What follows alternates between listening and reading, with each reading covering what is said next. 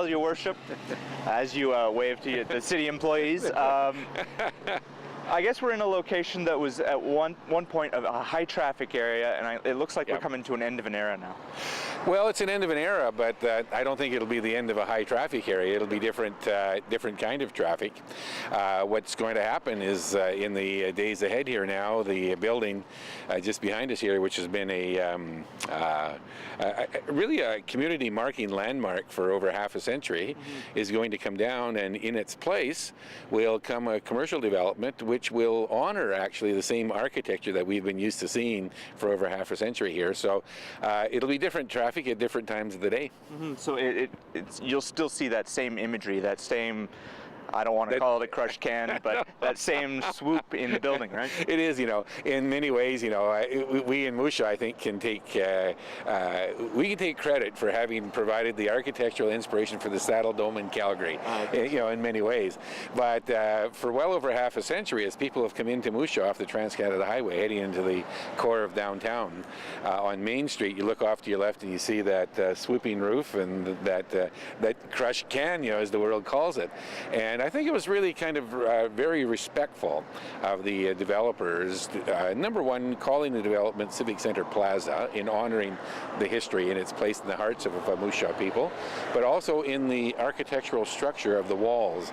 It will continue to be the case with the new building that'll be on the, I guess that'll be the northwest corner of the property, that will honor that it'll mimic not the roof but the design on the wall of it. And so that'll continue to be part of people's exposure and orientation to Moose Jaw as they come in off the Trans-Canada Highway. Now, as we stand here where it's the last couple of days for this building, let's look ahead to what's going to be in this space. Is this a good use of the space now that we have more development in the area? Oh, I believe so, and it's for that reason that City Council accepted the proposal of the Civic Centre Plaza folks. This will be about 72,000 square feet, I believe, of commercial, retail, restaurant, professional services that will bring some new options that don't exist in Moose Jaw today to our city. And I think all of that serves to be an expression of confidence in the future by those who are from outside of Moose Jaw, actually, because the developers aren't native to Moose Jaw, but come from just down the Trans-Canada Highway. So now we're talking about taking advantage of existing spaces in Moose Jaw. One other area I want to talk about, the Offleash Dog Parks, are really the two spaces that are being considered now are on opposite ends of the city. Well, kind of. One, you might say Hamilton Flats here is kind of central to the city because you've got south and north both there. One of the attractiveness of there too is that they're looking at a space that's it's flood prone, so it will never be allowed to have development. So doing something that makes use of the natural space makes sense. The other option that's being looked at is just south of the Trans-Canada and just east of 9th Avenue Northwest. That would definitely be a northern site, and although in the years and the decades ahead, the city of Moose Jaw will eventually move across the Trans-Canada Highway and beyond there, but we want to get feedback from people about what their preference is, and then we'll make a decision and go from there. Bottom line is a lot of modern cities have off-leash dog parks, and the time has come to get one here too. Well, exactly. It makes use of the space. It's really becoming an urban park. It's the way cities are going these days.